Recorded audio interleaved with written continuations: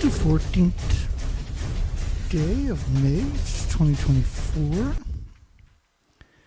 Welcome, everybody. I'm going to be your host tonight. I'm Dana Durnford. Hope you're doing well. You can feel free to click around a little bit.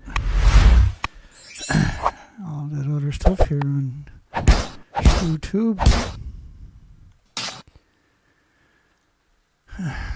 Let me see. The nuclear trolls have been strong. It's not hard to figure out the math. The truth sends them to the moon, right? Sends them right over the moon, actually. We haven't heard from Spider-Man lately, or the Hulk, or anything else created by the nuclear industry to manipulate you. And parents can't compete with all these fake superheroes because parents don't have capes, right? You need a cape in order for your children or your grandchildren or your nephews or your nieces or your family members to even notice you anymore. And none of these can replace your loved ones. This is the insanity of that statement. And the industry now has barbarized everything. You can't even use the word hero. They got GoPro heroes, guitar heroes. Everything is meant to denigrate the family, the bond, the tradition. And the people that are doing that should be held accountable, just like the people in the academic world. Right? We should hold those people together. Don't anybody think that is true or what?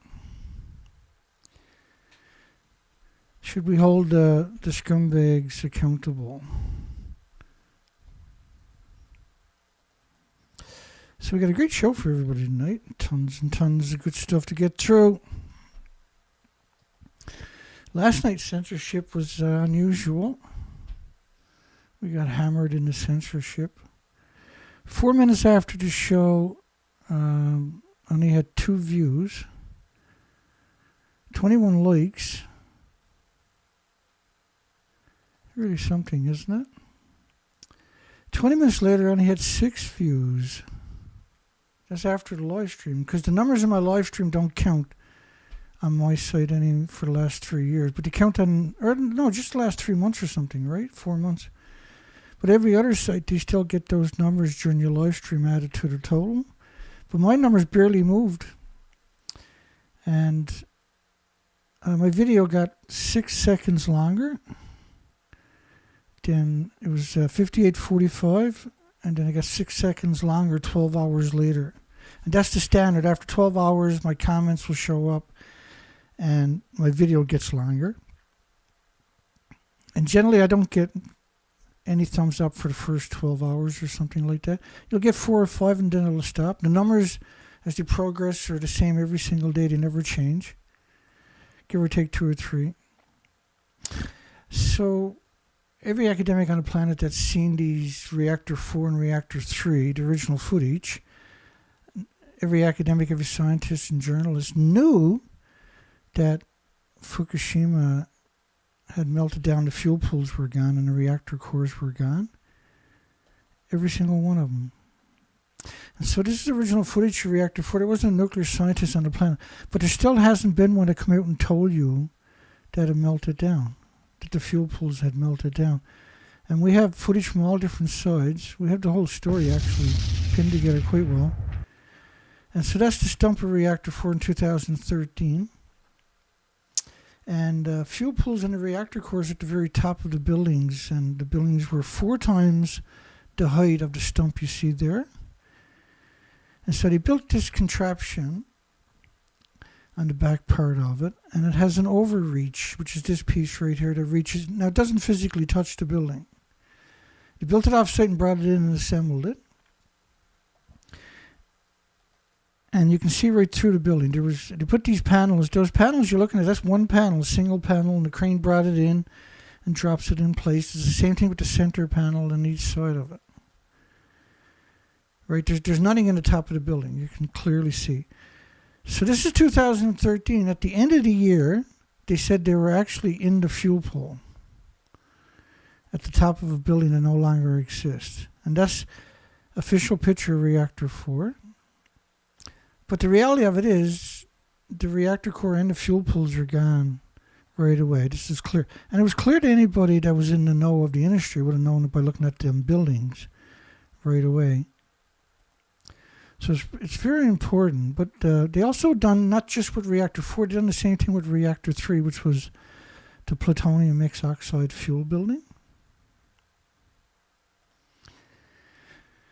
International Atomic Energy Agency admits there's no such thing as a safe level of radiation, that the standards they're using are based on bananas and potato chips and walking in sunshine. And just bear with me 1 minute. I forgot to plug in the external laptop so I can bring you in. Hang on. All these years, it's pretty rare for me to not plug everybody in, isn't it? Every 4 or 5 or 6 months. Every 4 or 5 or 6 months, that'll happen to me. I forget to plug in the external power, or the external, the external. Bear with me, we'll get there in a second.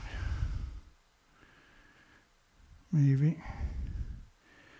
Should academics who claim Fukushima radioactive fallout is like flying bananas, potassium, etc. be jailed? And yes, they should. And therefore, everybody International Atomic Energy Agency that is using those particular connotations should be jailed. Because it's very dangerous. It's actually really dangerous. And to suggest that it's like flying or climbing mountains or eating bananas, potato chips, or walking in sunshine, it's the equivalent of giving your child cyanide and telling them it's sugar. It's murder, but it takes a lot longer in many cases to manifest. And so how can you ever forgive the International Atomic Energy Agency for using natural stuff instead of man-made stuff as their safety measure? Because their standards are based on natural, on benefits. So anthropogenic man-made has no benefit. There's no homeostasis. There's no homeostasis effect with anthropogenic man-made radiation. Your body doesn't equalize it. Your body attacks it for the rest of your life, no matter how insignificant it is in the scale. Your body attacks it for the rest of your life with white blood cells relentlessly. Because even a single atom, even with 200 million atoms on the head of a needle, a single atom pulsing energy at the speed of light every second is wrecking chromosomes and DNA and cell. You have to repair it every second, and you have to attack the source, and that's done by white blood cells. So for every white blood cell, you have one less red blood cell, which means less oxygen, less nutrition. And then roll that over to all the species, all the insects and birds, and you can see why this stuff is a problem. There is no safe level of radionuclides exposures, whether from food, water, or other sources, period, says a professor, a physician. Renowned nuclear policy expert, every amount of radiation exposure increases your risk of cancer, and there is no safe level, in other words. So as soon as it gets in your body, it attacks you. So a few days ago, somebody asked me to explain why I talk about sulfur peroxide, hydrogen, buckyballs. And sometimes I'll mix the name up a little bit. But there was a study on, this is what they look like, and they're created by the sulfur liberating from the water. So sulfur, let me put it on the big screen, I guess. Sulfur. When you look at the studies, you got sulfur and peroxides, and then you got hydrogen, and you got buckyballs, right? So that's where it came. No, it's actually in the study. That's part of the study here, and you can read that stuff at your own leisures later. From that, go find that one and then read them. Go to the actual studies and read them like I done, right? And you should see that picture, and you should see this picture too.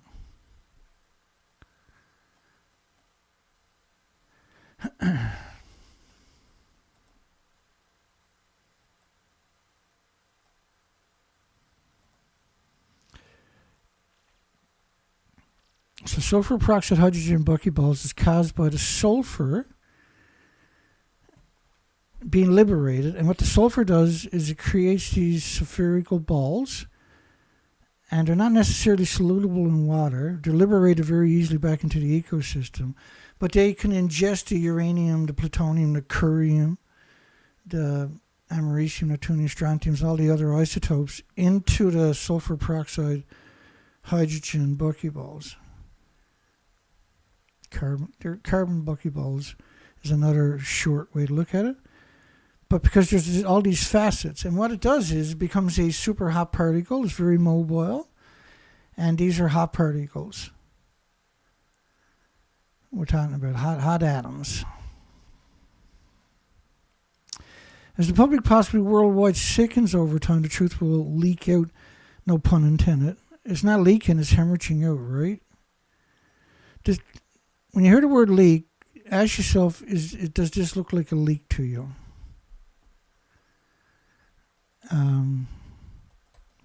Ask yourself, does that look like a leak to you? These are 20-day models of plumes of Neptunium, for instance, 239, covering the entire planet.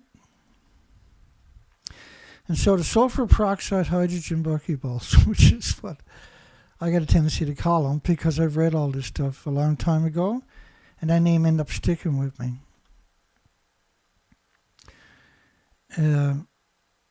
It's a phenomenon they knew about in the 40s and 50s from the ocean testing. And if you go back and watch some of that footage, and I got some there actually, that explains the difference between radio fallout and sulfur peroxide hydrogen buckyball fallout. It'll take me a second to find this, so anybody can figure out what I'm looking for, put it in the comments section.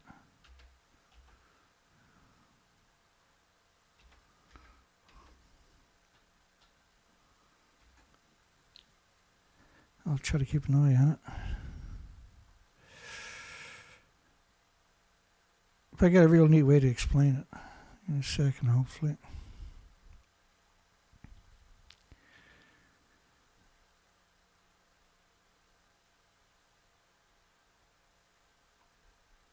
At some point, maybe I'm using, because if I use capital letters, sometimes it's harder. I'll give you a hint. Bravo.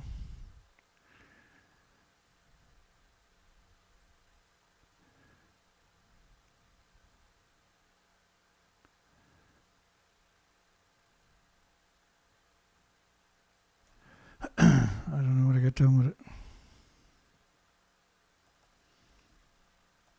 One more try here.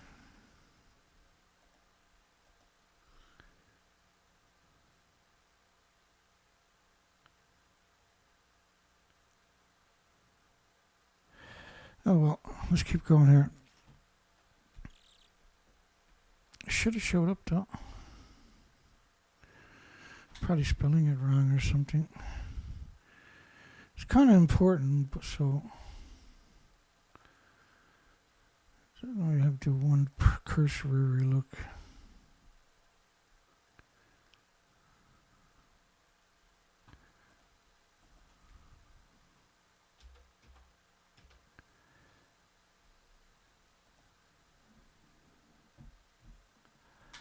Oh well, here we go. We'll keep.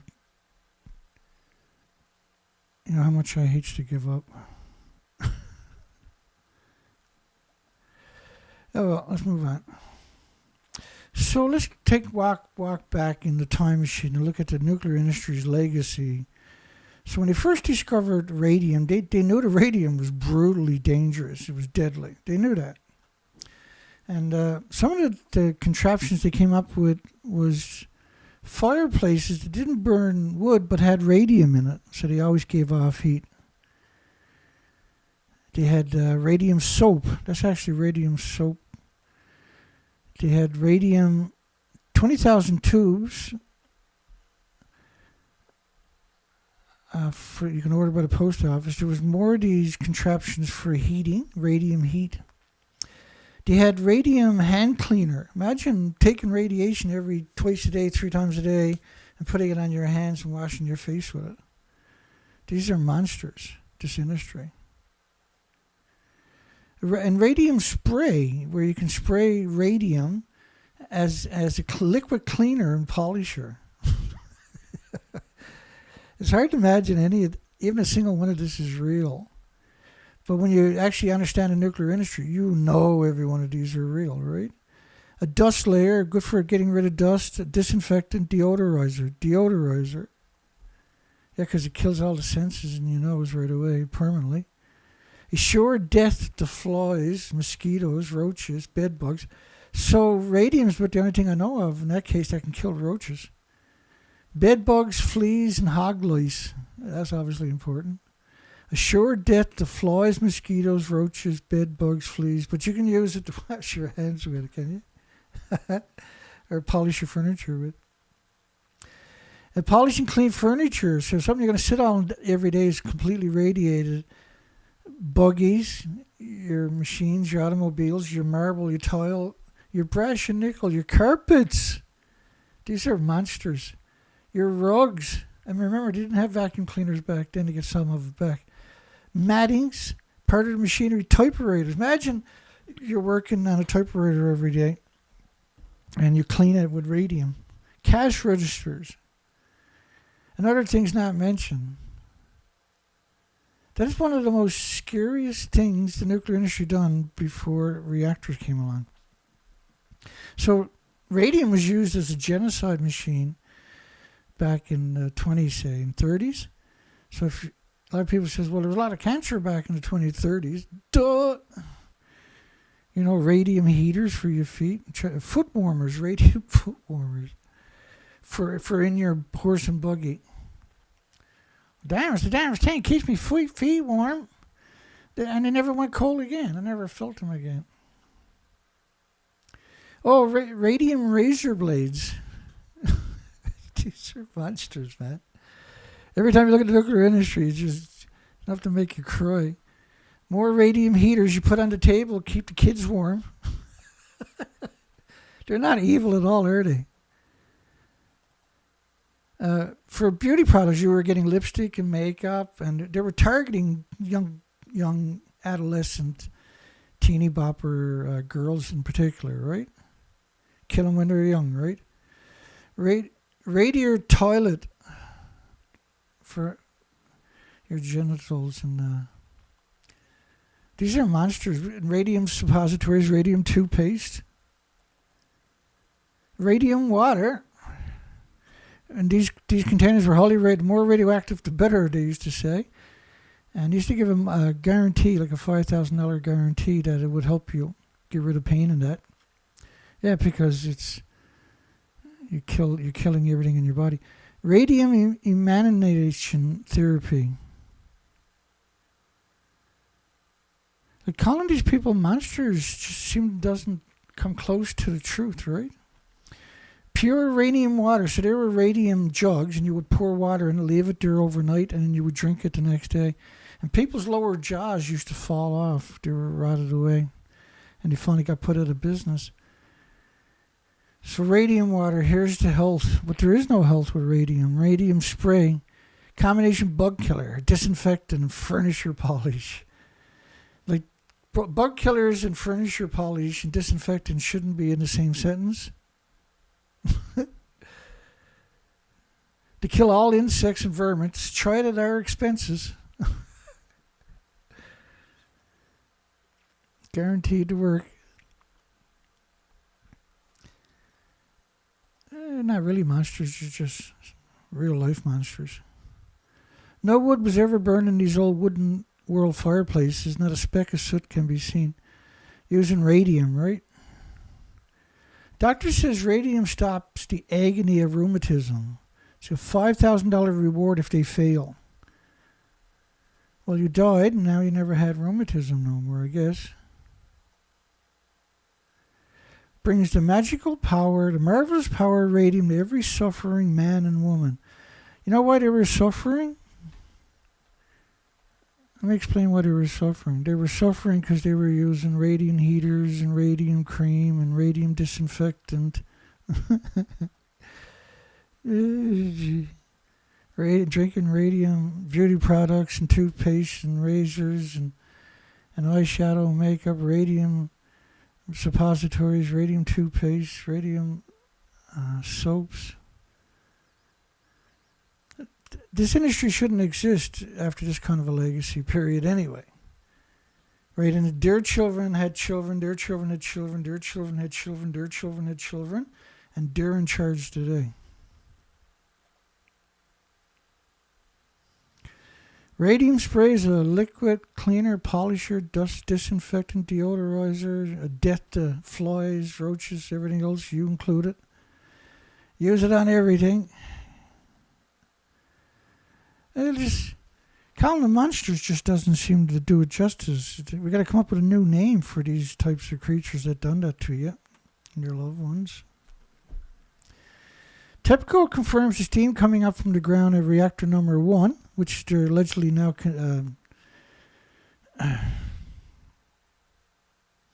they're doing something to reactor 1.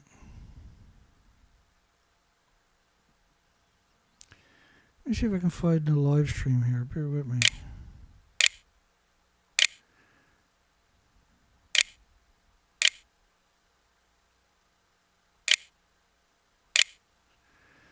I never turned the audio off, did I? Sorry about that. There we go. Fukushima live stream. I'll bring it up for you.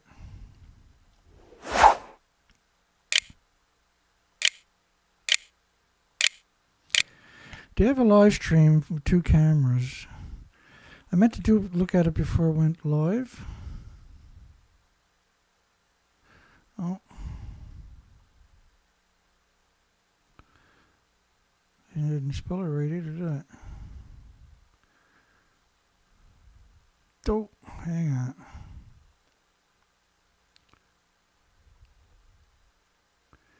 We're almost here.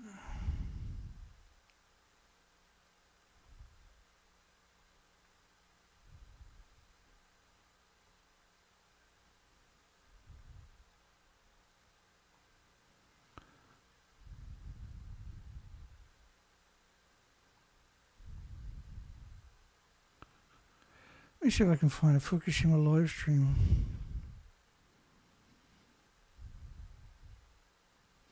There it is there, Unit 1 and Unit 4. There we go. Because it's just got daylight, right? Anyway, we should show up in a second. Come on, bring it to me. That's Reactor 1. Look, they're doing something to Reactor 1.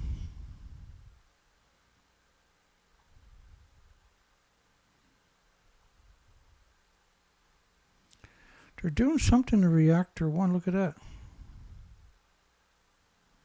So they would have built it off-site and assembled it with crane, right? With cranes? And they're up to no good. They're going to do the same thing they done with Reactor 3 and 4. Is pretend that they're in the fuel pool, I wonder? Is that what they're going to be doing? Let's keep going here. I'll put that in the bookmark, and so I'll have a handle on it tomorrow or the next day.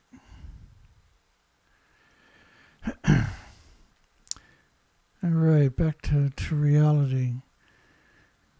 So the story here is that the steam coming out of the ground in 6 places was a lethal dose of 10 sieverts per hour. So it's not steam, it's radiation, right? That looks like steam. In 6 places at 10 sieverts per hour. Now, at some points, we got videos of it. The whole site is covered in this radioactive emissions from underground, from the China syndrome. And if you're there, you're getting a lethal dose. Now, after the steam goes away, everything is radiated. Everything is re-radiated big time, right? Lethal doses everywhere. So they might be making it cloud seeding and making it rain there to wash out a lot of radiation into the Pacific before they send the homeless back in. And then what they do is they usually repave everything and put more cement and more steel sheets down everywhere where people are going to be. Thyroid abnormalities in 55% of the Fukushima girls tested aged 11 to 15. Fukushima radiation is killing children. Heart problems, leukemia, thyroids, heart attacks. Authorities are hiding the truth from the world. We need to admit many people are dying, but we're not allowed to say that in 2014. Tumors in 43% of the 42,000 children tested. 54% of the girls from age 6 to 10 had these abnormalities, and 55% of girls 11 to 15. Girls were had four times more tumors than boys, were 2 or 3 times more bigger. And so small was considered 2 centimeters. And the thyroid is 3 by 5 centimeters for an adult and around 2 centimeters for a child. So you're talking about tumors the size of their thyroids. So that much radiation we're talking about, the thyroids get saturated, see? And you're producing radioactive hormones everywhere forever. And then obviously if you got that done, then your skeleton is irradiated with isotopes and they're producing radioactive stem cells. So my heart aches for the victims. Fukushima girls have 3 times more thyroid tumors over 15 millimeters than boys, and 79% more medium-sized tumors than boys. These are tumors we're talking about because of this. When you compare them to the size of the thyroid gland, 43% of the kids have thyroid abnormalities in New Fukushima City, which should have been abandoned, right? Fukushima City was brutal. 300,000 people. The sewage, the garbage, the sediment from water reclamation facilities is all too radioactive to get rid of. And by a number, that is frightening. You need a deep geological repository for your sewage, your ash from your incinerators, which means you're liberating absurd amount back into the ecosystem because you can't destroy it. Fukushima film premiere. Tears from the local officials. Not allowing the children to escape is murder. 35.8% of the 38,000 in that study. Is it 38? Yeah. 20, 30, 37, 38,000. Which when you scale it up, is 358,000 out of a million. And the tumors were 2 centimeters or bigger, and the thyroids of a child is typically, a young kid is typically 2 centimeters. And an adult is 3 by 5, right? Centimeters. University of Pittsburgh radiation expert. Child cancer risk doubles if exposed to just a couple of x-rays worth of radiation during pregnancy. So the plume models up in the corner is 20 days, for instance. And that's the Xenon-133. So it covered the United States, Canada, for instance, in about 15 days. And the plume is worldwide, and it never stops coming out. So eventually the whole planet is one big plume. We got many of these different models, by the way, showing the exact same thing of cesium, sulfur, peroxide, hydrogen, buckyballs of the iodine-131, the iodine-129, the iodine-131 for every... And so when you see Xenon-133, you can extrapolate a lot of different numbers mathematically. That's what they're going to do, because they can find that, see? So it's the same thing for cesium-129 or 131. So for every 131, there's 10 times more 132, 30 times more 133, 31 times more iodine-129. The iodine-132, 133 are 9 times more effective ionizing and radiating the thyroid glands of insects and birds and animals and mammals and humans and kids than the incredible effect of 132 iodine is. We're in real trouble. So, children are twice as likely to develop cancer if the mother gets an X-ray while pregnant. So, 1958 to 1978, there was 32,000 extra cancer cases every year from nuclear reactors. There was only 20 reactors at the time.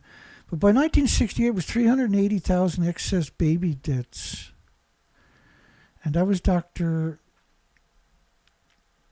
I can't remember his name for some reason. Because we don't really cover him a lot, but we do cover him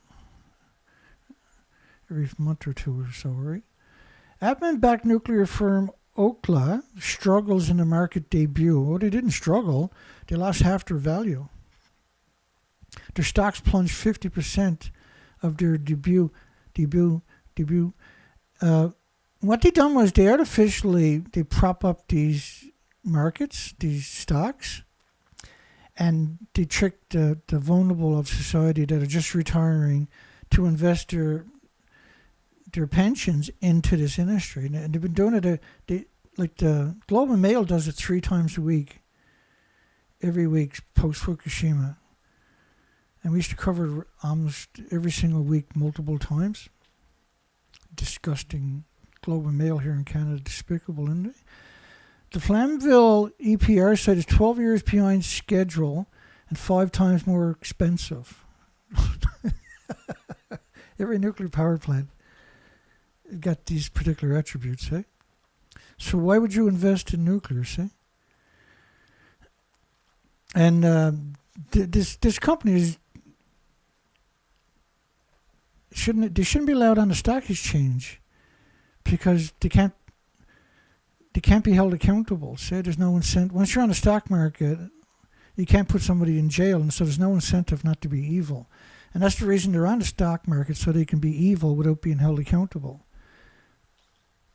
It's hard to appreciate it, but if you hang around for a few shows, you should be able to work at it on your own after that. You should be able to extrapolate the majority of things on your own.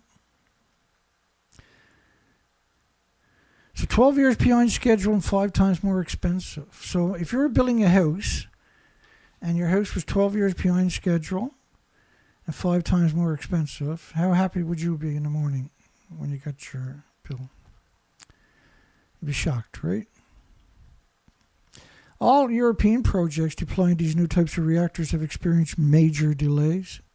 Every one of them. Everyone that tries to use the French's design, which is still not proven, 20 years later. In the UK, construction of the Hinkley Point C EPR began in 2012, was scheduled for completion in 2017. They tell you that just to get you to spend your money, and then to keep sticking their hands in your pocket for the next couple of decades. Operations are now not set to begin before 2031. I thought you're going to have it in 2017. yeah, otherwise you wouldn't give us the money, right? The billions of dollars. And construction costs will be almost double the initial forecast. Good luck on it being that small. It'll be like the rest of them, 5 times more expensive than it was the original estimate. And the only EPR operating in Europe is Finland's, a 12-year delay and tripling of the construction cost. So why would you bother with nuclear? It's just a scam, right? And then it poisons you for 1 million years. It's hemorrhaging radiation from the fuel pools 24 hours a day. 300 times more radiation released into the atmosphere from burning radiation than claimed by the government. The problem with it is you can't destroy radiation. So if you got garbage or whatever, local garbage from your home, for instance, and it's radioactive and you burn it, or trees or bushes, whatever, and you burn it, you're just liberating the isotopes, the anthropogenic man-made atoms, isotopes, back into the ecosystem. And at 300 times more than they actually acknowledge. So think of it this way. The ashes is at 70,000 atoms per kilogram. So multiply it by 300 to get what they release into the environment.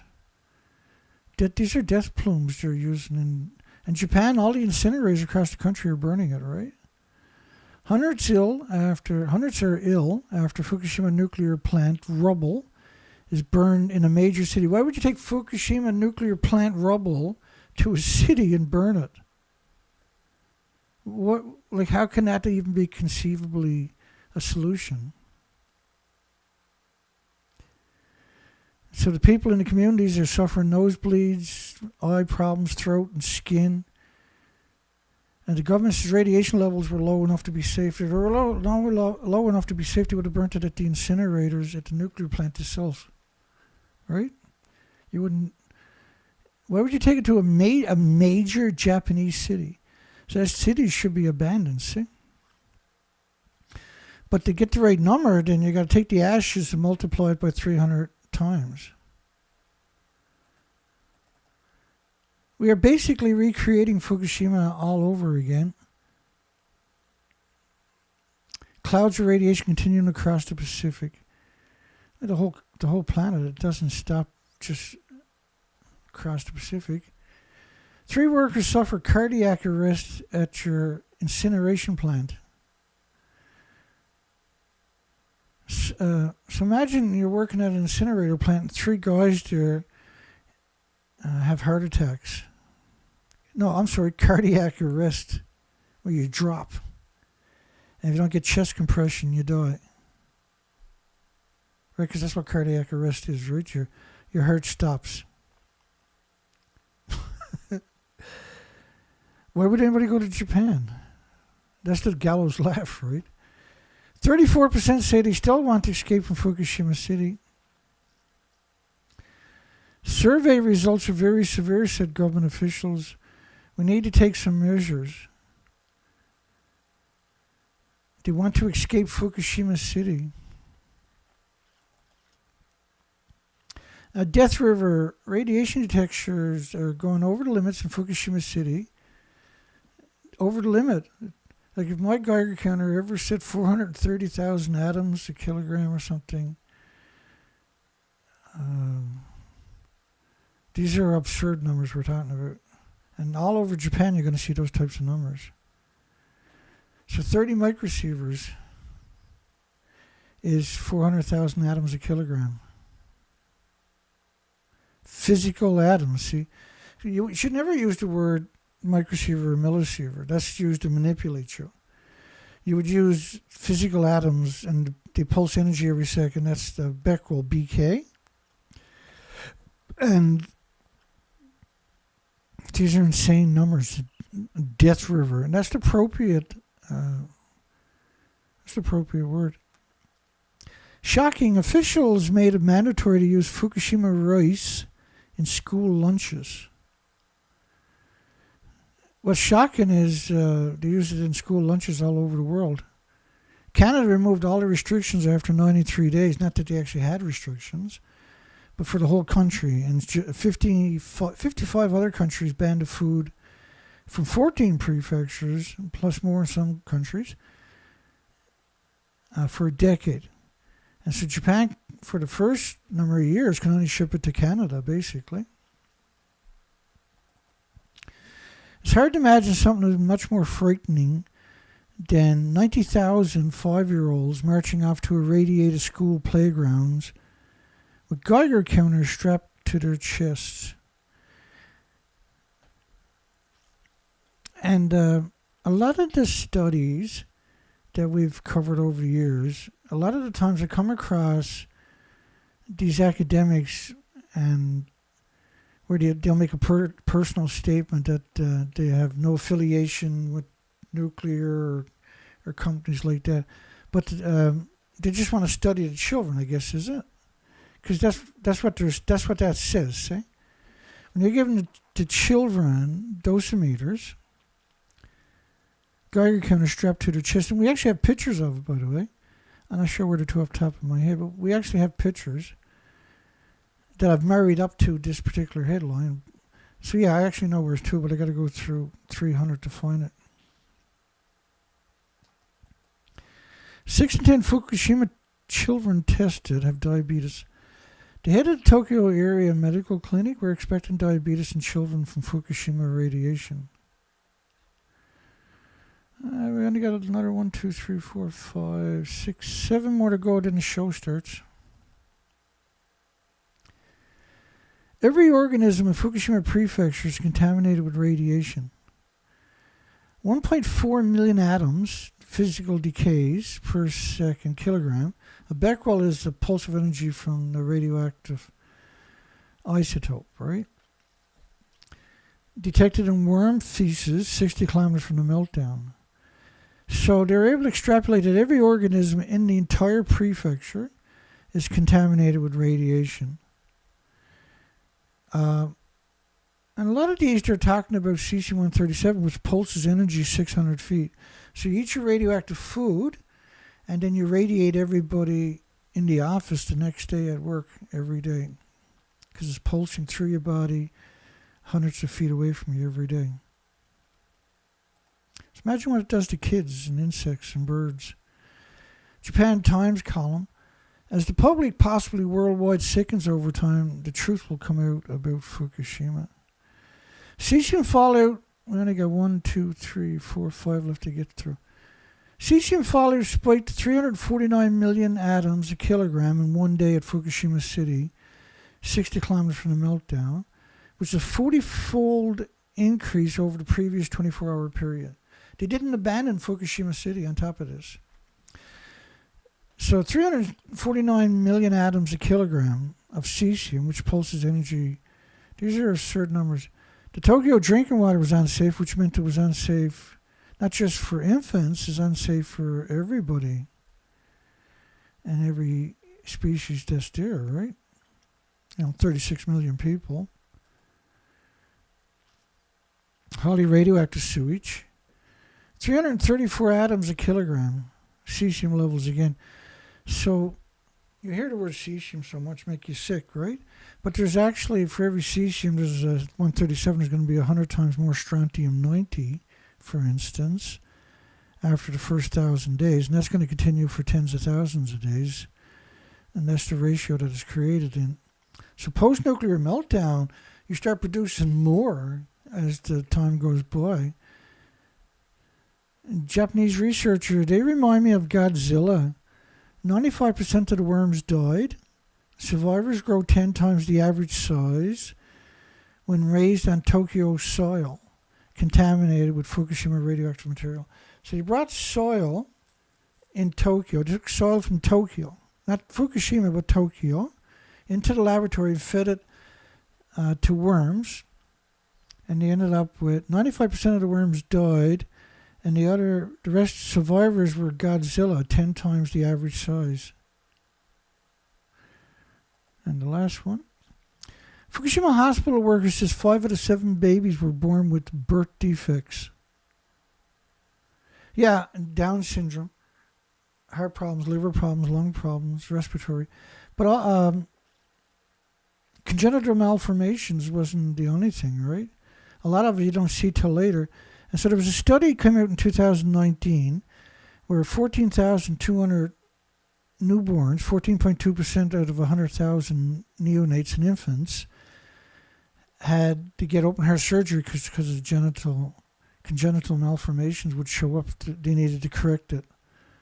And it's done apparently through the heart surgery. So that's not going to be the only problem. As you notice, 6 out of 10 children with diabetes, and they're expecting that in the Fukushima children, of course. The head of Tokyo Medical Clinic was saying you had 13,646 children out of 38,000 with tumors 2 centimeters or bigger on a thyroid gland that's only 2 by 3 centimeters for children. It's catastrophic, we're talking about, right? There's a whole list. We have a whole list of this stuff. Like children in Fukushima prefectures had nosebleeds and diarrheas and stuff like that. They didn't stop for years. And children wouldn't even gain weight, of course, right? The U.S. Air Force is going to use A-10, which the A-10...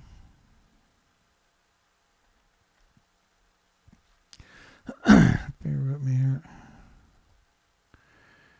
The A-10 only uses dirty bombs, right? These things only use dirty bombs. You use depleted uranium low radioactive bombs. These are dirty bombs.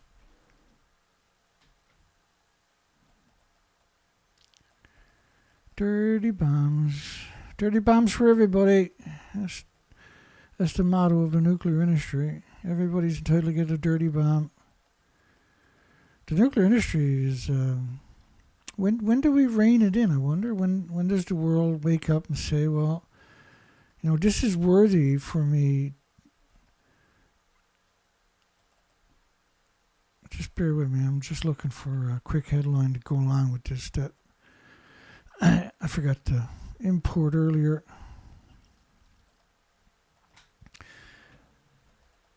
It's usually right at my fingertips until I want it. It's always in my way when I don't want it, right?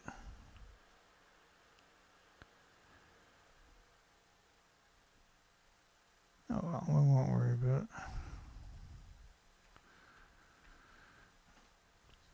I don't like failing twice in one night, though. That'll be the second one that I look for I didn't find.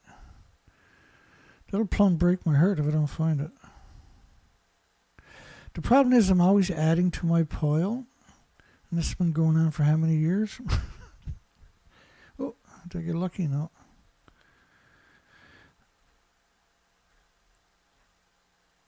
Thing is, I got a great memory.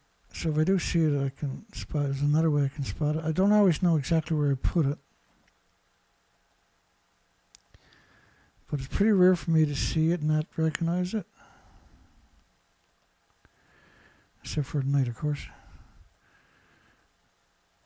Oh, well, I'm going to have to move on, I guess.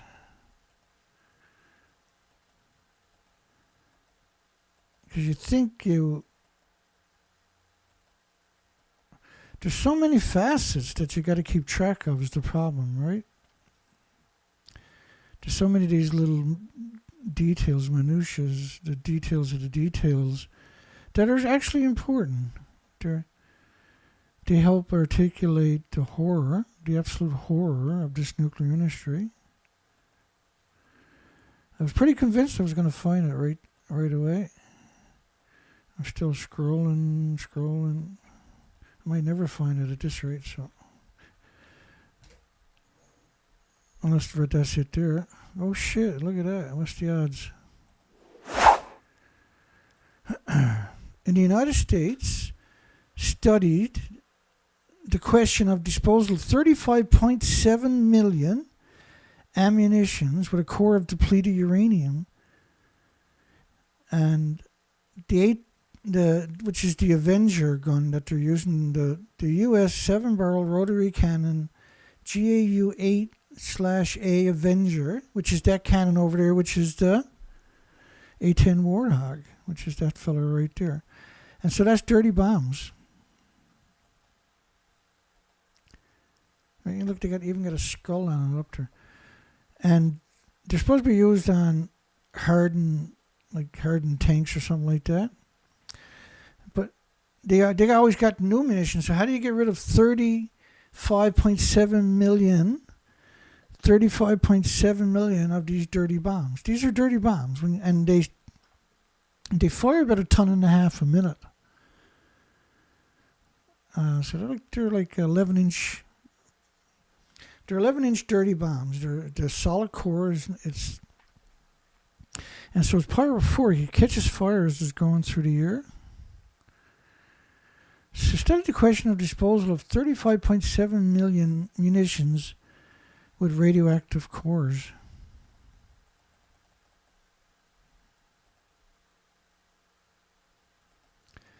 And that is the most batshit crazy thing conceivable. Besides the radium that we started off with, that's some scary story, isn't it? That radium we covered at the beginning. That's holy shit stuff right there. Radium toothpaste, radium suppositories, radium makeup, radium lipstick, radium polish, radium disinfectant, radium heaters, radium water. They're not out to get you, they're just out to kill you. And dying of radioactive poisoning is a nasty friggin' way to die. So at what point should we say no to this industry?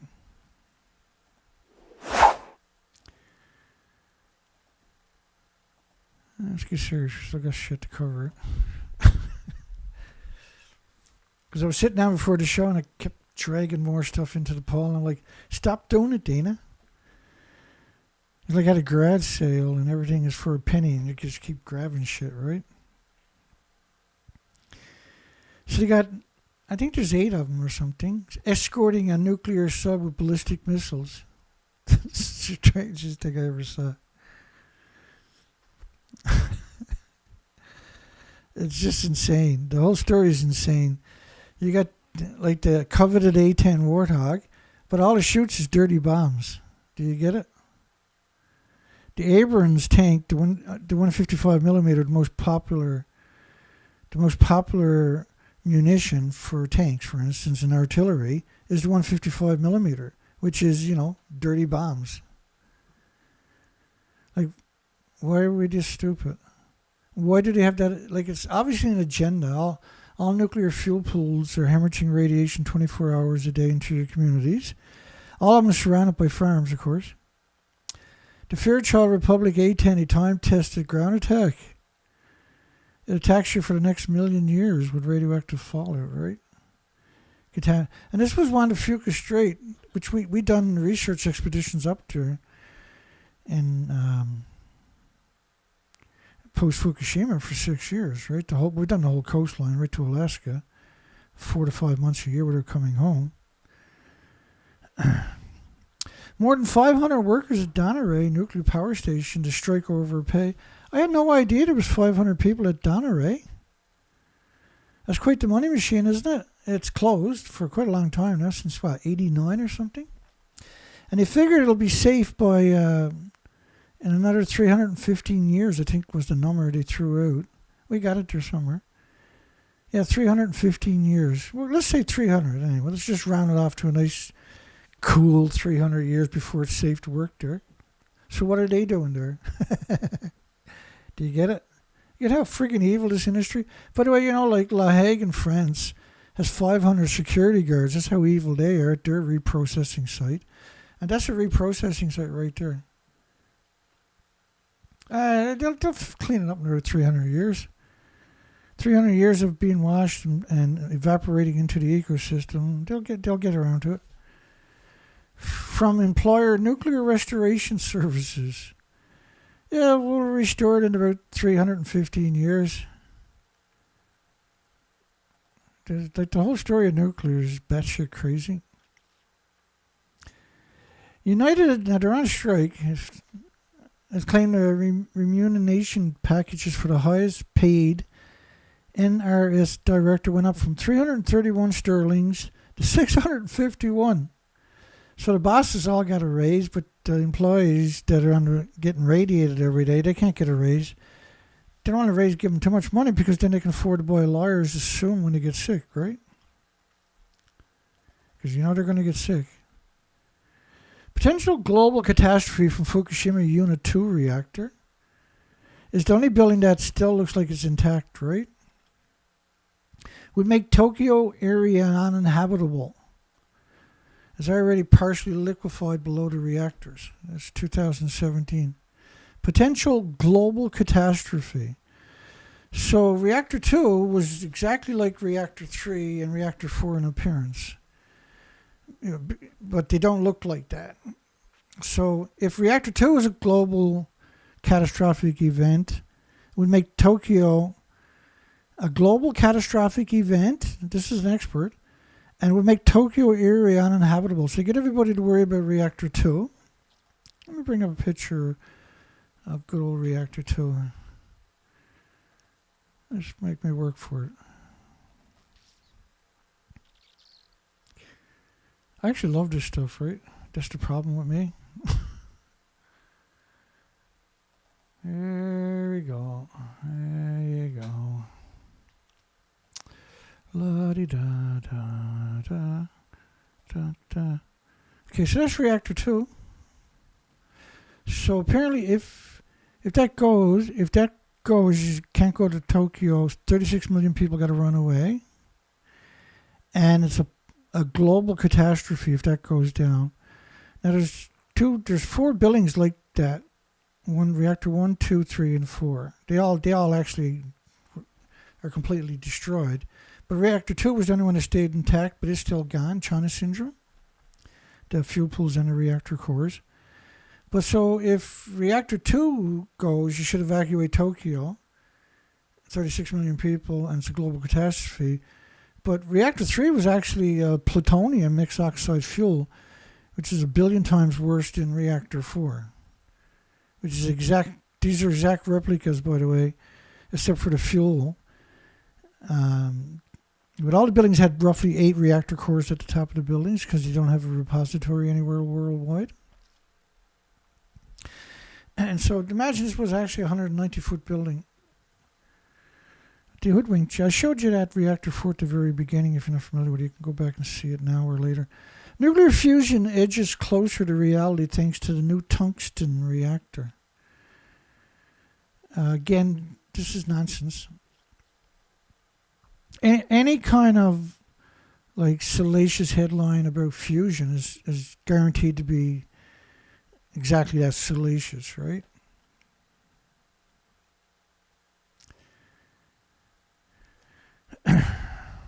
They say only 2.2 grams got out. That's right, Dana. Good one. So can you look at that picture and say that only 2.2 grams got out? And it was only tritium. And don't worry though, it's in the 1,000 tanks, because that's the official story from the International Atomic Energy Agency, which clearly hates your guts and your loved ones and the species and your water. Your most precious of precious is your water. You should fight to protect water with every fiber in your body. Nuclear fusion edges closer to reality thanks to the new tungsten reactor. New tungsten. None of their reactor. They don't have a reactor. They have contraptions. A reactor is something that works. Don't bother saying that to the fusion. They'll lose their. They'll go into depression. They'll all need Valium for the next 2 or 3 weeks. The pursuit of virtually limitless fusion energy. We call it geothermal. If you want limitless energy, you go geothermal, wouldn't you? But the minute you see a big geothermal plant come online, is the day everything else dies. Everybody else throws their hands up and says, well, I'm getting geothermal. Achieved a significant breakthrough. Yeah, we hear that every other day, right?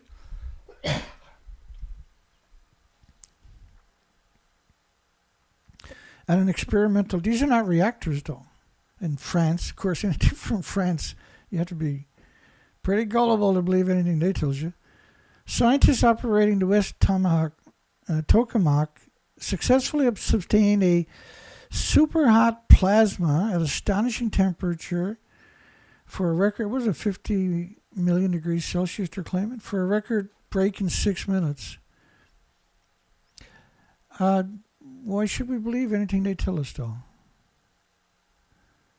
Like all of these years of perpetual lies, they're the epitome of the boy who cried wolf, right? And they don't back it up with any evidence. Look, if they really done it, 50 million degrees Celsius for 6 minutes, you would see them drinking champagne. They'd be getting the Nobel Peace Prizes and everything else.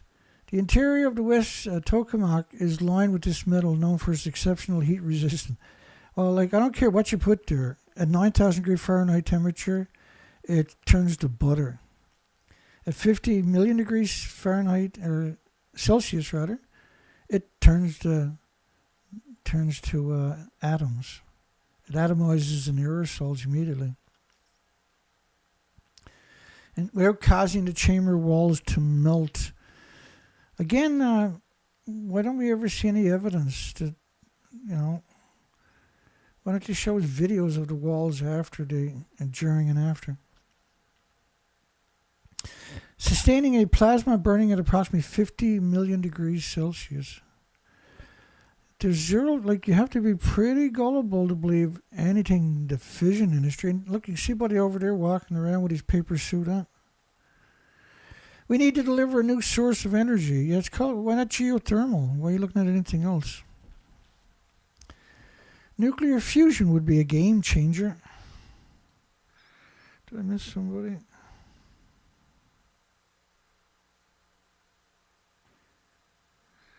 Oh. There's James. Nice one, James. I like it. Yeah, you can't see it, eh? He's got a... Oh, you can't see it. The camera's too far away. That's really good. I'll try to import it. We can we'll get it up on the big screen tomorrow, James. Thanks. I forgot about that one. It's a picture of a billboard in a city. It's a picture of a billboard in a city. YouTube censors Fukushima truth. Discover Dana Durnford's story on a big billboard in a city. And spectacular looking design, man. Wow.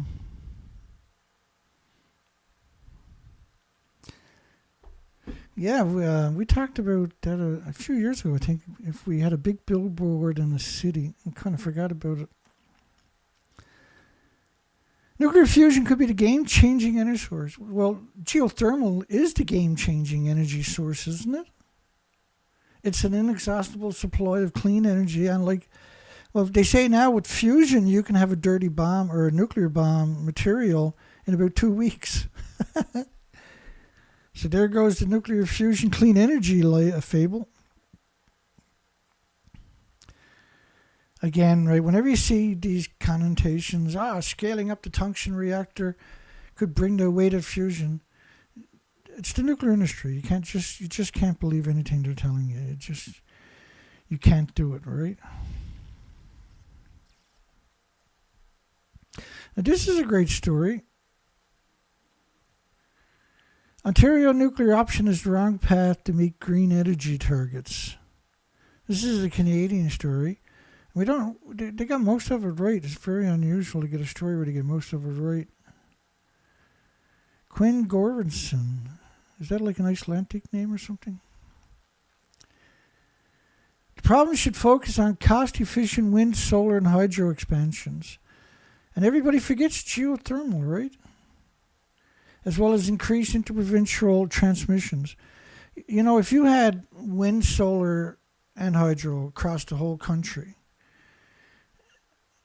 it's always windy somewhere else, right? If it's not windy here, it's always windy 20 miles away. And so you would always have electricity. When the wind doesn't blow all the time, right? But if you use geothermal and back it up with wind and solar, that's the solution. Why would you need anything else? And there's tons of storage solutions. Ontario nuclear hopes are at a step with reality.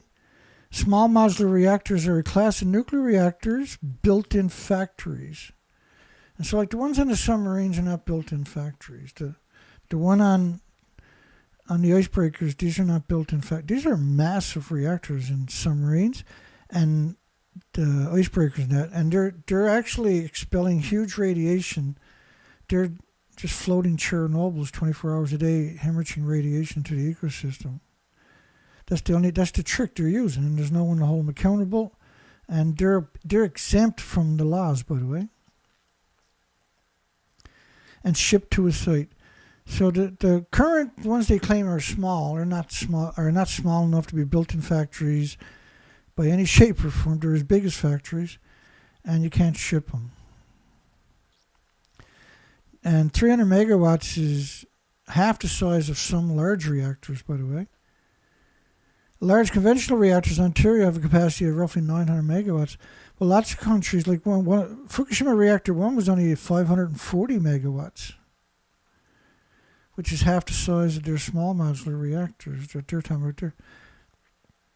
They're a futuristic technology at best, and the only operational small modular reactors anywhere in the world are in the northeast Russia and Qingdao Bay, China. So the one in Russia is a barge. It's a massive barge. It's like a 10-story building, and the whole reactor is underwater on top of that. So these are not small modular reactors, right? These are massive in scale. And the one that the Russians built took them a decade to make it. It was basically an old derelict barge that they repaired. And it was supposed to be just a test bed, and instead they decided to go with it and just connect it to the grid. When, like, the North America will put it through decades of responsible test, hopefully, but not the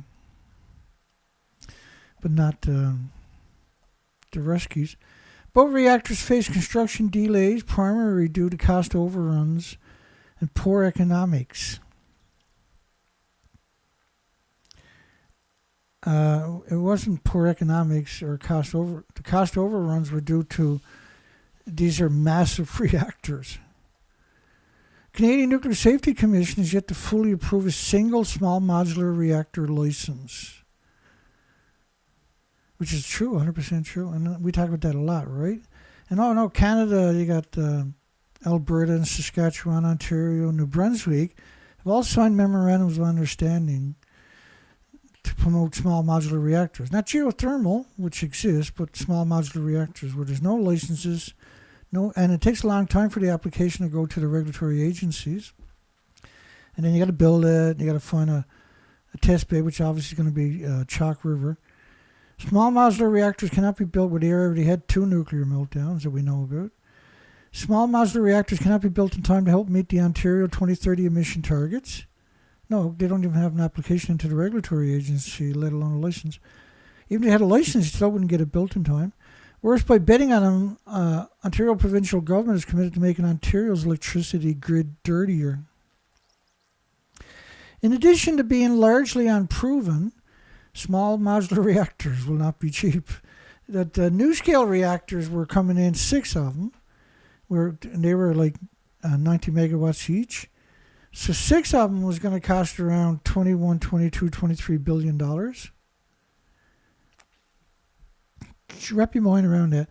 So a small modular reactor, or not a small modular reactor, but a 600 megawatt, a 550 megawatt reactor would basically be $3 to $4 billion. But if you do it in small modular reactors, you ended up like NuScale. This is why they went under. Oh, they're still trying somewhere else in a different country though. But they got the boot here in North America. Their lower electricity output means they become significantly more expensive per megawatt. And beyond the fact that every single new nuclear project in Ontario's history has gone over budget, the last reactor they built in Ontario bankrupted, what was it, Ontario Electric or something? Gas and nuclear energy now contributes to most increasing energy bills for Ontario residents. That's quite an interesting statement. Gas and nuclear is despicably expensive, eh? Small modular reactors will be 16 cents per kilowatt hour. Onshore electricity was 4.5. Wind is 10 cents. Solar at 6 cents. And hydropower at 5 cents. It's interesting you don't have geothermal there, right? Geothermal is a lot cheaper per megawatt. Onshore wind electricity, because you don't need storage and everything's contained. It's a simple design too. It's minimalistic. And everything is recyclable. Onshore wind electricity consumers averaged a lot cheaper than dirty nuclear. Well, they don't factor in a lot of things with nuclear either when they put it in. Like all nuclear power plants need 2 gas, oil, and coal plants to run, dedicated to them.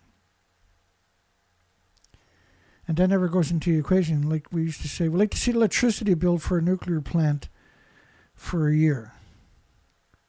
And I think they were asked that one time in one of the United States communities. Somebody asked them, what's your electricity bill each year?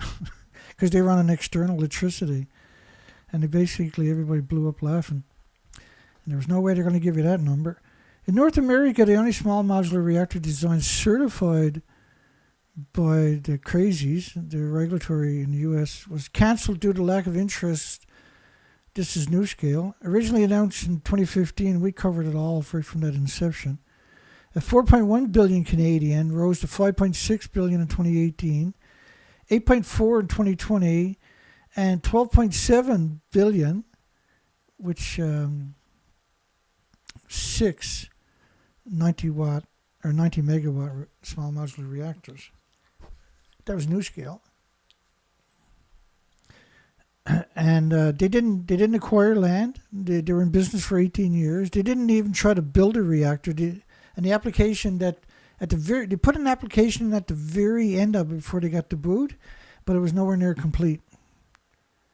It was obvious it was about milking the investors, right? It was a Ponzi scheme. New small modular reactors are unlikely to come online before 2042, if ever. Right, and that's a great statement. She's got a lot of really good stuff right. And it's very unusual to see anybody getting anything right, isn't it, in the medias? Because we cover it so prolific. In addition to the speculative viability of small modular reactors, likely delays, even under the best of circumstances, means the technology is unable to help meet Ontario's emissions reduction. No, well, Ontario is captured by the nuclear industry since the 50s. There's a whole industry just on the secrecy, the spying side, right? There's tens of thousands of people that work just spying for the nuclear industry, on the nuclear industry. Left over from the Cold War, see? And so they're not going to give up all that free money. The green label often applied to nuclear energy should be viewed with skepticism. That when no fossil fuels is burned to generate nuclear power, which is wrong, because nuclear power plants are completely dependent on external. I mean, they need 5,400 tons of water a minute each. 1 million gallons a minute. How much electricity does it take to pump something like that? Try wrapping your mind around that statement. But these sites are like little cities. They're so energy intensive too, right? And so they're completely dependent on external power, dedicated. So they got 2 gas, oil, coal plants, right? Oil, gas, or coal, 2 of them, dedicated to the nuclear plant to build it, because they're extremely difficult and energy consuming to build it, to run it, and then to decommission it for 50 or 60 years. So these plants are dedicated to it. So they got that one wrong, but they got most of it right. Well, no fossil fuel is burned, but we hear that story all the time. It's hard for the average person to comprehend. They don't run on their own power, right? It's okay. The industry produces radioactive waste and is not renewable, so what they just radioactive waste, like it's just like drum roll. Radioactive waste is the fuel and is splitting atoms into the ecosystem like an invisible snowstorm all day long coming out of these disease factories. The best way to describe them is as disease factories, not reactors. And you notice with me, I call them disease factories pretty regular. In fact, there's evidence to suggest that the small modular disease factories will produce a greater volume of radioactive waste per unit of electricity generated in existing large reactors. And so the numbers from McPherson, was it? I can't remember, the former nuclear regulatory commissioner from the United States, who's a professor in British Columbia. They've done the study, and because you're also going to be using high assay fuel, military grade, 15-20% grade. And so it's reclaimed uranium, plutonium, put through a chain reaction again, basically, is what we're talking about. And remember, the emissions from these things originally is 2 billion times more toxic than industrial poison. And so it's going to produce 35 times more high-level waste, 30 times more intermediate-level waste, which is still lethal, and 5 times more fuel rods, right, when you scale it up to a conventional reactor. So these are the epitome of stupid. But because the average person has no concept, they're inundated with propaganda. And this is one of the few stories where they got a majority of it right. Not all of it, but they make the typical mistakes we see everywhere anyway. But they do got a lot of really good stuff here. It's one of the better stories of this year by far. But it's still missing a lot, and we're filling in that gap. But anybody who don't know better and reads the story, it will definitely get a good education. Radioactive waste remains, again, right? Just like an afterthought or an aftertaste in many ways for people. They're just radioactive waste. The fuel rods, boiling water to power 1 million homes and businesses, it does that because when it goes to the chain reaction, as soon as it starts, everything is splitting atoms. Now, when you take it out and put it in the fuel pools 14 months later, it's still splitting the same atoms. There's no containment, though. And this is what I mean. These are disease factories on a scale that is terrifying.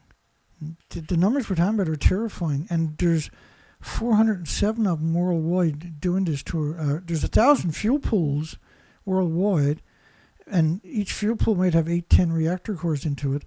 And then there's the common spin fuel pools that got fuel rods from all the reactors. They're splitting atoms. So as you add more fuel each year to the pools, they're releasing more atoms every day. And that's in the form of water. Each fuel pool is releasing at least 120,000 liters a day from 1,000 fuel pools. Each liter is hundreds of trillions more of anthropogenic man-made isotopes that never go away. And the water goes up to tall, skinny stacks and then evaporates. And that's why the big fallout from the water evaporation will fall in the local area, which is usually almost exclusively farms as far as you can see. They're very thoughtful of how they poison you. That's built into the engineering of the nuclear plants, right? Every one of them, too. Radioactive waste remains hazardous, which means it's splitting atoms for millions of years. And so these are invisible snowstorms from every fuel pool. And the Degenerate Nuclear Waste Management Organization, which is owned by the Canadian nuclear power companies. So you got literally the worst monsters imaginable in charge of the nuclear waste here in Canada. Because they own Canada. The nuclear industry owns this country. They call all the shots in this country. Radioactive nuclear waste must be fully isolated from people and the environment for 1 million years or more. Because it's splitting atoms, and you'll never hear that in any of these explanations. They know it's bad. They know it's bad for millions of years, and they can't go any further than that. They don't. Right? Their brain goes because nobody's ever explained to them why it's dangerous. It's dangerous because it's splitting atoms, and a single atom in your body attacks it for the rest of your life with white blood cells, and you build a sarcophagus around it. It could be 1, 5, 10, 15, 20, 30, 40, 50 years down the road, but it's going to build a sarcophagus around it. We call it a tumor, right? But what it does is you get enough of this in you, you compromise your immune system. So long before the tumor shows up, your immune system is compromised. You're more susceptible to pathogens and viruses that were normally harmless and innocuous and benign, now become lethal, particularly to children and elderly, right? Radioactive nuclear waste must be fully isolated from people and environment for 1 million years or more. And we're 80 years behind the curve, right? 80 years behind the ball. We still haven't got a solution. And even if the Canadian Nuclear Waste Management Organization, which we've covered lots, did come up with, they got 19 years with $26 billion. They never grow no interest on it. It's never went $27 billion and $28 billion and back to 26 or something like that. It's always $26 billion. How much interest can you grow a year in $26 billion if you're the government, I wonder? So they're stealing all of that money. They've been up in Bruce County, up in Inglis and other areas up there, and they're throwing millions of dollars around like it's confetti. Because, they got all this interest, right?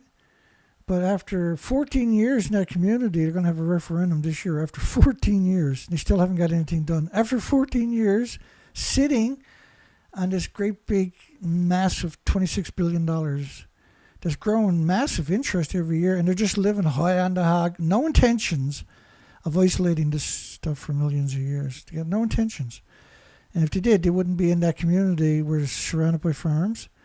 And they wouldn't be using a referendum because they know they're going to get voted out, right? They're not trying to come up with a solution. They're doing everything to manipulate you. Committing to new nuclear projects in Ontario as a climate solution is essentially trading one intergenerational threat for another. The problem is hemorrhaging radiation every day.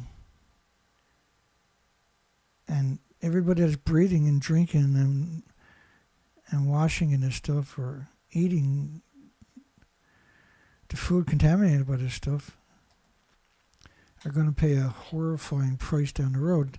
You build up all these assets, now you got to sell them to get another couple of years for you or your loved ones or your children to give them some comfort, right? And this is what they're counting on. A report from David Suzuki Foundation 2022 found that reliable, affordable, 100% emission-free electricity in Canada by 2035 is entirely possible. Again, we don't see the word geothermal anywhere, right? It's like a taboo word for some reason. Well, this was interesting. They covered in 2018 that Ontario canceled 758 contracts for renewable energy projects, wind and solar, basically. Many of them in indigenous communities. They're all basically millionaires, right? And they were producing electricity, but because they wanted to restore all the nuclear reactors, they couldn't have competition, see?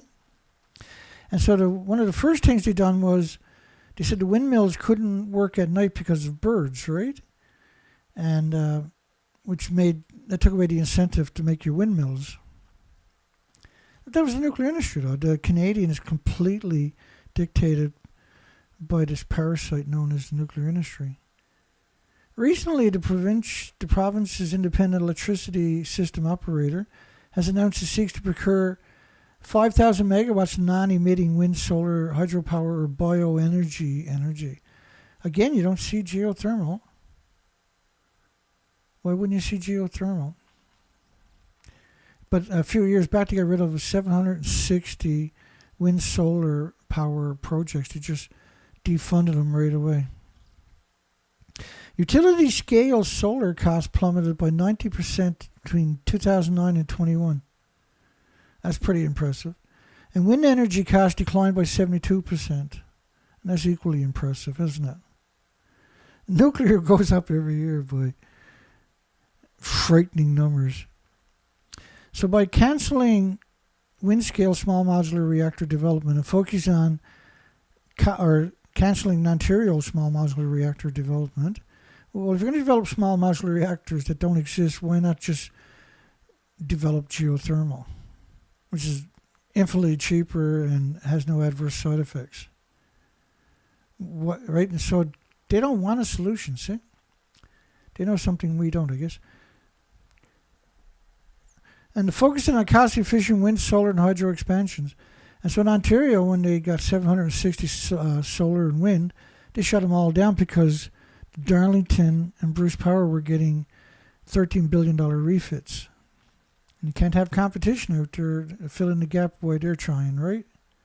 If you took the $13 billion they done for the refits for the two sites, which is $26 billion, that was enough geothermal to have triple the power that they got now from making Darlington and Bruce, which shouldn't exist anymore because of the embrittlement of the materials. So I give her a high, out of a scale of 10, I give them an 8. It's one of the rare articles that I actually really enjoy. Thank you so much for producing it. And if you put in the stuff I told you about the splitting of the atoms, you're going to get a promotion, trust me. Nuclear weapons at any price, Congress should say no. Well, you can't use them, as I like to say, because you can't cash your checks anymore. Costs are skyrocketing, as ever. Anything to do with nuclear, everything is skyrocketing, right? It's gouge. Well, 90% of the money goes to administration, see? One place to consistently find agreements between Democrats and Republicans is support for modernizing the U.S. nuclear disease machines. Current numbers for 5,000 nuclear warheads plus the triad of missiles, submarines, and bombers to deliver them, the delivery systems. Unfortunately, that consensus also seemed to extend to turning a blind eye to the exploding cost, which explains why the original $1 trillion program proposed in 2010 is now approaching $2 trillion, and it's likely to escalate even further over the next decade. In 2015, the U.S. Air Force put the price of a new ICBM at $62 billion program. And the new missile would be cheaper than maintaining the current missiles they have. Kind of like the 36 million dirty bombs they got for the A-10 Warthogs and the howitzers and the Abrams tanks, 155 millimeters. They threw all them away because they got new ones, right? Your weapons producers are your biggest enemy. And everybody ignores them except for a small group here and there, but that's your enemy, is your weapons producer. That's where the stupidest of the stupidest seems to gravitate towards. A year later, the most vicious and hateful and scum seems to gravitate to the weapons producer, the weapons manufacturing. You want to find the most lowest forms of life? You look at the weapons manufacturing, the CEOs, the executives, and you'll see real-life monsters. A year later, an independent Pentagon evaluation had argued the cost could go as high as $150 billion. Yeah, well, the $25,000 hammers at the Pentagon. No big surprise, right? Pete Sena to succeed Stephen Kuczynski as the chairman. Is he a relative of the Iceman, I wonder? And CEO of Southern Nuclear. That's Pete right there. His friends call him Slick, right? Hey, Slick. And that's Steve right here. You almost can't tell the difference in their smiles, can you? Which is now delivering clean energy. Volg is not delivering clean energy. Well, it is until you put fuel in the fuel pool, and then you're going to poison everybody within 100 miles forever, every day. We problem to the country and our communities. That the deployment of new nuclear is achievable. Wait a second. What are you talking about? They're like 14 years behind schedule. How far over budget? How many people went bankrupt? All the original contractors, around 4,800 of them, got screwed. They didn't get paid for their work because Westinghouse declared bankruptcy in North America, right? At least have a courtesy and the courage to tell the truth, you scumbag. The people at Southern Nuclear have built a legacy ripping off the population. You can't run the plant safely because you got fuel pools, stupid. It ain't carbon-free power because you need external power plants to run your entire friggin' site. Lawyers. He's got a bachelor in Pennsylvania. Of course, everybody we see from Pennsylvania State University in the nuclear industry are they're always degenerates, aren't they? And he served as a member on the Nuclear Energy Institute board. So he comes from the worst of the worst. The worst humans imaginable. And Kuczynski received a Special Achievement Award from the U.S. Nuclear Infrastructure Council. You got to give him an award because otherwise he'll have to slice his own wrist, right? Because he knows he's the monster. They only give him awards so they don't kill themselves. And the Presidential Citation from the American Nuclear Society, which are the worst of the worst humans we've seen so far, aren't they? Nuclear Summer checks to evaluate 2 offers to build up to 4 reactors. 2 offers to build 4 reactors. Wait a second. Let me guess. South Korea? Oh, and France. France can't even build the reactors they got on pipe, right? Like Hinkley Point C, for instance, or Flameville. How outrageously expensive were those things?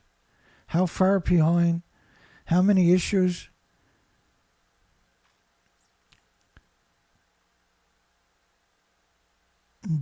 Binding bids to build a new nuclear reactor. Binding bids. As well, they're not binding if they got to go over, if they need more money, are they? There's no such thing as a binding bid in the nuclear reactor business. And they're going to say that to get you to buy into it. And then they're going to stick big sticks up your butt until you can't even say, oh. As well as up to 3 more large units. Like, first off, they don't have the money in that country to do any of this. Who's going to pay for it? Projects have been doing the rounds for so many years that numerous suitors have fallen by the wayside. It's just hyperia. It's just meant to artificially, right? And so what they do is you put out stories like this, and then the uranium stock market, right, the uranium 308, the uranium mining companies, will come in and say, look, they're going to need more uranium. Buy, right? And we watched them do it and rip off heartbreaking amount of people over the years. The Czech Republic pays for the high stakes in Temelín's nuclear power plant. And so they always show you these weird pictures, don't they? But when you look up pictures of it, then you start to realize, wait, now they're all surrounded by farms, all the nuclear power plants. They'll show you this picture here, see? But when you go looking up pictures, there's farmland everywhere to be seen. All countries are doing it. How come? Oh, because the fuel pools are hemorrhaging radiation. I'm not going to try to pronounce that name. I don't know what the hell is wrong with people that would speaks English and names their plant something like that. Trawsfynydd or Roll out any new nuclear power plant. Of course, they show you that picture there, right? There, that nice pretty picture right there. But when you start looking at other pictures of it, what do you notice? Oh yeah, that's right, surrounded by farms. Total coincidence, of course. All nuclear plants. And look at one of the new designs where they were going to build a plant. All the farms were going to be moved right tight to the place. These are scumbags. That's the only way you should describe the nuclear industry. Addressing the Texas grid reliability, time to go nuclear. Ho! Nuclear is not the answer to Norway's power need. Hydroelectric. Hydro energy. Nuclear is not the answer. You can expect them to be attacked right away. You can't go saying stuff like that without getting attacked. Nuclear power production is not the answer to the growing power demand. I mean, look what it got done to me. You can't look my name up online without finding the most horrible shit imaginable said about me. Like, if you don't know me and you read about me online first, when you get here, you're expecting to see like 8 eyes and sharp teeth and a hatchet in my hand or worse. I'm like, yeah, that guy's a monster. I'm not going over there. They're going to scare me.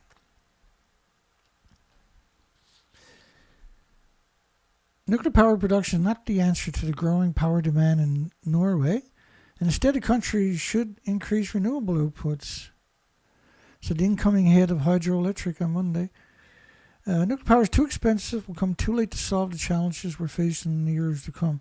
Well, climate change is nuclear, radioactive fallout, right? All these events they had. French Nuclear Safety Authority greenlights commissioning of Flamanville power plant. 5 times more expensive and, 12 years late? Yeah, that's where you want to throw all your money, you know. Nano Nuclear Energy announces the closing. They raised, I thought it was only for 4 days or something that they had it on the stocks. They raised over $10 million at $4 a share, was it? For the first portable nuclear micro-reactor company publicly listed in the United States that doesn't have a product and has no employees. We covered that story last week, was it? First portable nuclear micro-reactor company publicly listed. So they just raised $10 million like the rest of them that they're trying to raise money for their new nuclear company. That's typically what they'll raise, right? And they don't have a product. They don't even have land to build product on. The soonest they can hope to have one up and running, even an experimental one, would be 15 years. They don't have a license into the regulatory agencies to go through the process, right? It's a very long. They got to hire hundreds of people to shift through the applications at the regulatory agencies. Is pleased to announce the close. I guess they are. They raised over $10 million from suckers. And this is just the industry giving them whatever they want, right? Because the industry will support the nuclear industry. Like, there's nothing out there comparable. We don't see it. There's not another industry out there that does it. Where every nuclear industry comes online, they just throw money at it, so there's no way they're going to go away soon. And you don't have to produce anything. Like, NuScale had 18 years of just people throwing money at it. And he didn't produce a single friggin' thing. Only misery. $4 per share. They made a killing. Good for them. Not like they didn't know they were. Nano nuclear current micro-reactor designs are for reactors to produce 1 to 2 megawatts of electricity output. But they don't have them. Like, you can't move a nuclear bomb down the road without incredible amount of people, equipment, special security. The list goes very long. So trying to move a small modular reactor, if they build one, for instance, in the future, moving it somewhere is going to be a nightmare. And there's, even though it's 1 or 2, which megawatt is enough to power 1,000 homes, 2 megawatts enough to power 2,000 homes, there's not going to be nothing small about it. And if they build a bunch of them, they're going to have accidents. And these things are not designed to survive an accident. Chalk River National Laboratory, Atomic Energy Canadian Limited, and the Atkins Realist, which is Quebec company, agreed to collaborate on heavy water production.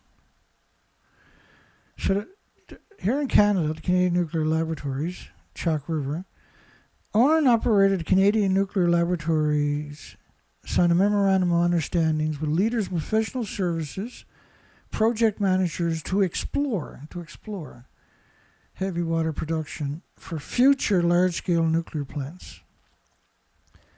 But none of this, it only makes sense if they're looking for another income stream, right? Because they don't have to produce anything. So there's more money coming up for the nuclear industry, and this is how they got their chunk of the pie, right? We're talking about the nuclear industry. They got 1 million scams plus, and they're very good at it. And they don't need, and the whole industry knows it's a scam. You just got to make the application look good. The agreement comes amidst renewed interest in domestic nuclear energy production in Canada, including the potential deployment of large-scale nuclear disease factories in Ontario, which may, perhaps almost, require significant volumes of heavy water. CANDU reactors are despicable. They can't contain the releases from the CANDU reactors.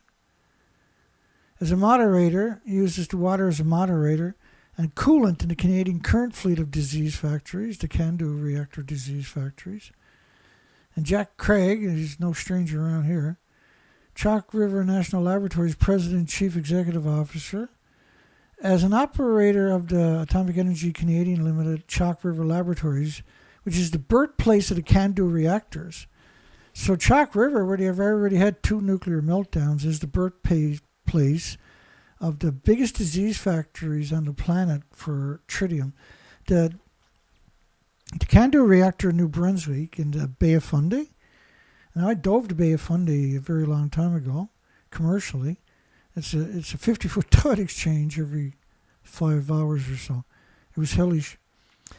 And they legally releases 14.6 million trillion atoms of tritium-3H a year, which is the equivalent of a large nuclear accident, because they can't contain the tritium.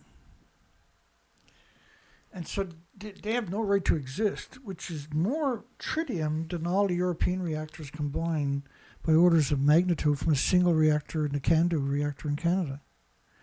And then the ones in, like South Bruce and Darlington, the nuclear power plants in are on Lake Ontario, one of the biggest aquifers in the Northern Hemisphere.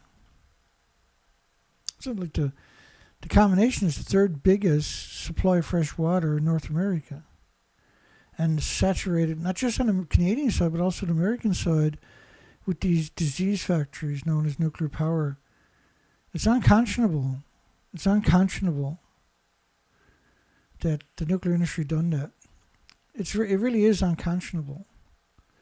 It's a level up of evil compared to anything we're used to. We play a significant role in ensuring it's safe. You can't possibly be serious. They don't get the job because they're good people. They get the job because they're monsters. Atomic Energy of Canadian Limited, the AECL, is a federal crown corporation with a mandate to drive nuclear opportunities, to promote nuclear, and displace geothermal and wind and solar. Because in order to promote nuclear, you got to get rid of its competition, right? Rishi Sunak, the bizarre Prime Minister of Britain doesn't even exist anymore, does it? Warns of a nuclear escalation, just like everybody else, as he refuses to set a general election date. So the world is closer to a dangerous nuclear escalation than any point since. We hear that all year, every year, year after year, non-stop. Now, his wife's dad is a billionaire, right? He married into a billionaire's family. And he bought huge stocks in the vaccines, like a ridiculous amount. Refused to set a date for a general election. It is only us, it is only me that has the bold ideas and clear plans that would deliver a secure future for the country. Your country got no, United Kingdom got no future because of the invaders. You're important. Some of the invaders, like Ireland and Scotland, are basically already destroyed. Asian Pacific American Heritage Month spotlights. I can't pronounce her name, so I'm not going to try it. Miss Gill. She said she's a front office action officer for the Office of Material Management and Minimization, M3. I manage the flow of requests between our 4 program offices and the rest of the Office of the Defense Nuclear Non-Proliferation. Defense Nuclear Non-Proliferation, what are you talking about? Officer. Like anybody that gets, the minute the majority of people get the word officer attached to their name, if they work for the government, that is, then bad things usually follow. This can include finalizing public affairs activities, coordinating on cross-cutting issues, supporting the planning of an International Atomic Energy Agency conferences, the planning of the International Atomic Energy Agency, supporting it. Like the International Atomic Energy Agency are why we're in so much trouble. Let me explain. It's not a hard concept, actually. I explained it at the very beginning of the show about Reactor 4. So the International Atomic Energy Agency says that nothing got out of that building. Oh, I'm sorry, 2.2 grams got out of the building, which had around 6 million pounds into it. But the reality of it is 6 million pounds got out of it. And so your biggest nightmare is the International Atomic Energy Agency and the people that support them. I studied international relations with a focus on global governance. Global government. With a focus on global government. Why would you meddle?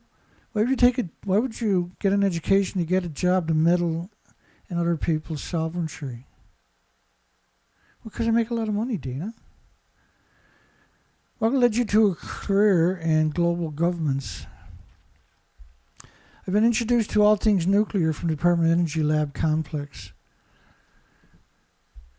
So the minute you tangle up with the Department of Energy, is you're hanging out with a bad crowd, and you are going to do no good. Sweden's open to hosting the nuclear weapons in wartime from America. We'll do it. Right, and they'll murder a dozen people. They'll destroy hundreds of lives to get that job, so they can destroy 1 million with a stroke of a pen, right? Swedish Prime Minister. He was open to allowing U.S. nuclear weapons on the Swedish soil in the wartime. Yeah, we'll just put a big X on your back while we're at it, eh? Sweden officially joined NATO on March the 7th. Oh, that's right, too. That's why NATO is, when you look up NATO, is no longer 29 or 28 countries. It's Sweden and Norway, was it? It's now 30. It'll say, when you look up NATO, which shouldn't exist, right? It was created in response to the Soviet Union and wouldn't go away. When the Soviet Union collapsed, NATO should have been destroyed too, right? And now they're a fucking nightmare. Excuse the language. They're a nightmare to the planet. They're an absolute nightmare. And a bunch of degenerates on top of that. And they have nuclear weapons. They have your nuclear weapons, and there ain't no referendums for you. They're unelected ruler of your country, and that can take you to war on a drop of a hat, and there's nothing you can do about it. Not, when NATO, like when the Soviet Union collapsed, which was on purpose, Gorbachev signed a piece of paper and dissolved the country. But it wasn't as simple as dissolving a country. You're dissolving the patents of a country. You're dissolving the pensions of a country, and everything in between, the healthcare. You're abandoning a country. You're throwing them under a bus. Gorbachev doesn't live under a bus. He lives on a great big beautiful estate with a massive house and the life of luxury. It has all the trappings of luxury.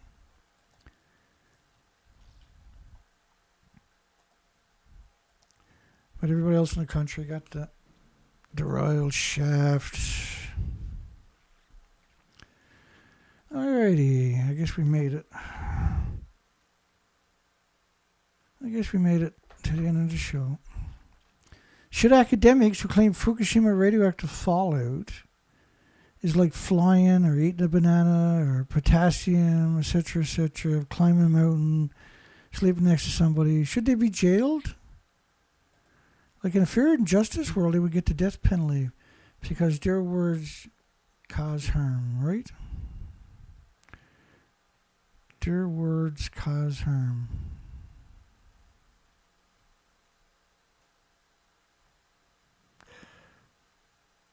And my poll won't end tonight. Come on, poll, stop being so hard to get along with. My poll doesn't end.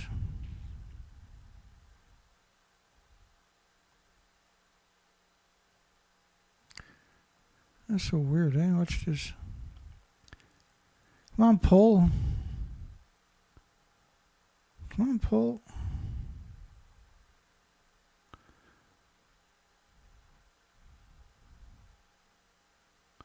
I don't understand. So I can go like there and go, yeah, good night everybody. Yeah, licking your iPhone charger. It's not going to lick itself. So I can't end the poll tonight. Oh, I can't end the poll. I don't know what's showing up on your end, but I got no idea what's going on. Well, if you made it this far, consider giving me a thumbs up. I'll figure out how to end the poll after, I suppose. That's pretty weird, because normally you can always end a poll. I got no idea what's going on.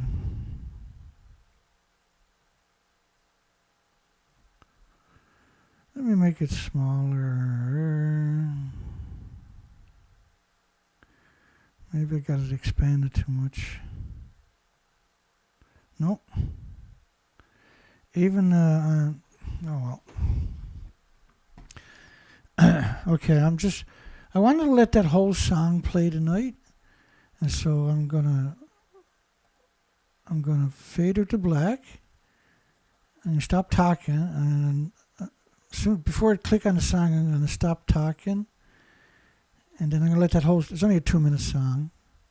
And I'll do the same thing more like with the other songs, so there's actually a copy of it for you guys. The nuclear industry in the 40s and 50s had songs produced to manipulate people in the nuclear. And we're going to play one of them for you right now. Have a great night. Don't forget to give us a thumbs up if you make it this far. Have a great night, everybody. Take care.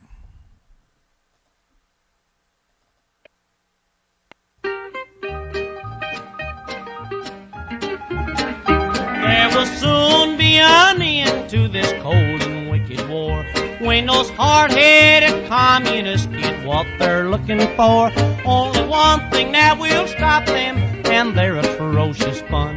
If General MacArthur drops an atomic bomb. Now over in Korea, our boys have fought and fell, but they died just like heroes amid a minute shot and shell. They had their hands tied behind them and were murdered by the score, by those dirty-minded communists who started this sad war. They'll be fired dust and metal flying all around, and the radioactivity will burn them to the ground. If there's any commies left, they'll be all on the run if General MacArthur drops an atomic bomb.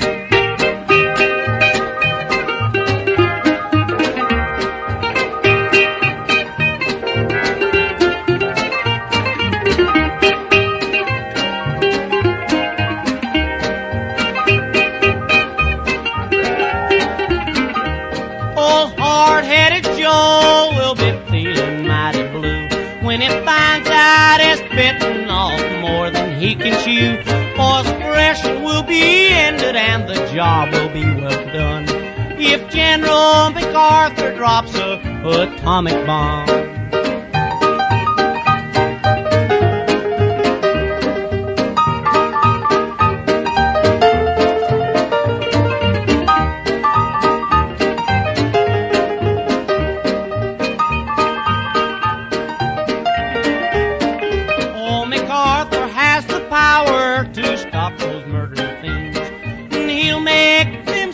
For their underhanded schemes, just leave it to the general, for it really has the nerve to give those no-good communists just what they deserve. There'll be fire, dust, and metal flying all around, and radioactivity will burn their playhouse down. If there's any commies left, they'll be all on the run if General MacArthur drops a atomic bomb.